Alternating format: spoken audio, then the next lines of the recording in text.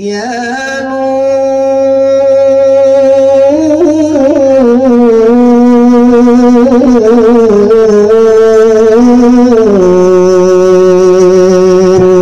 ya Nur, ya Nur, ya Sayyidi, ya Maulana Muhammad.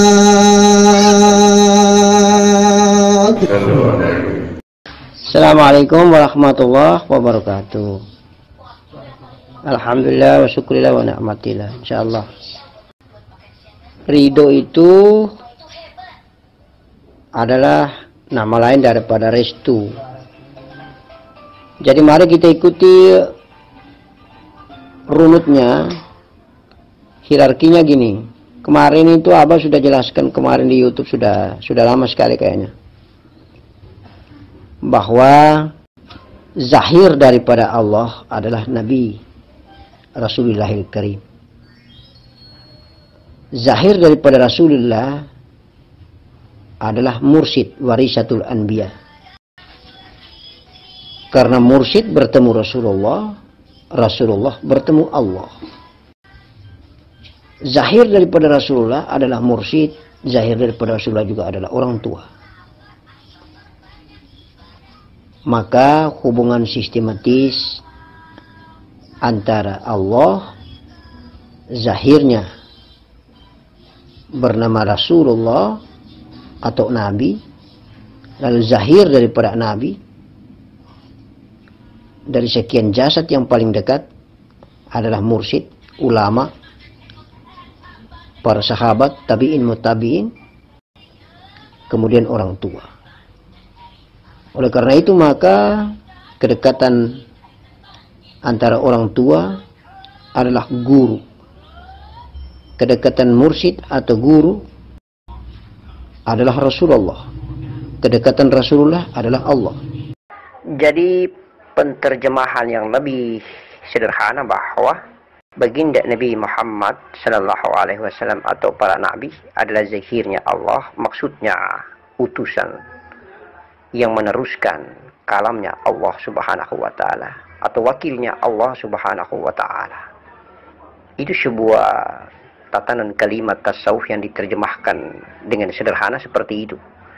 Begitupun mursyid, ulama, warisatul anbiya, pewaris ilmunya para nabi ini juga merupakan zahirnya nabi, karena mereka adalah utusan atau wakilnya nabi ketika nabi sudah meninggalkan dunia. Penerus kalamnya Nabi, penerus kalamnya Allah subhanahu wa ta'ala. Itu maksudnya penterjemahan bahwa Nabi adalah zahirnya Allah, sementara mursyid, ulama adalah zahirnya Nabi. Maksudnya seperti itu. Allah memberikan kalamnya kepada malaikat Jibril alaihissalam. Malaikat Jibril alaihissalam kemudian memberikan tugas meneruskan kalam ini kepada setiap para nabi, termasuk baginda Nabi kita Muhammad sallallahu alaihi wasallam wa ali. Dan ketika baginda Nabi telah tiada, menitipkan kalam itu kepada para sahabat Nabi yang masih hidup dan para sahabat Nabi ketika sudah meninggalkan dunia, maka kalam itu diteruskan oleh utusan-utusan, yaitu para mursyid, para murabbi, guru-guru dan ulama-ulama. Ulama al-warisatul anbiya, insyaallah, ulama pewaris para nabi. Maka sebuah hierarki dan struktur profil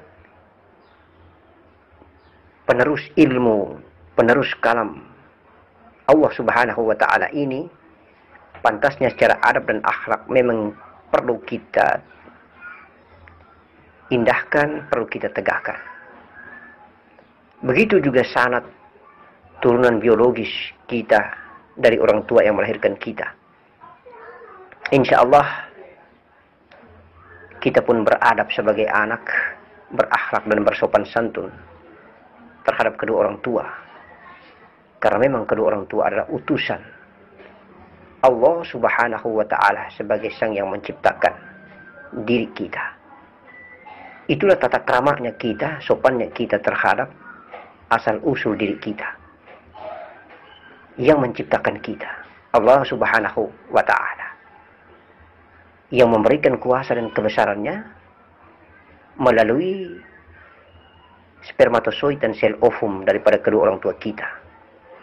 Kemudian dengan jangkauan kekuatan kuasa dan kebesaran yang teramat sangat dahsyat, setetes mani atau spermatozoid dan sel ovum ini terukir begitu indah dan rapi, membentuk kerangka batang tubuh kasar jasad yang begitu indah. Kemudian dititipkan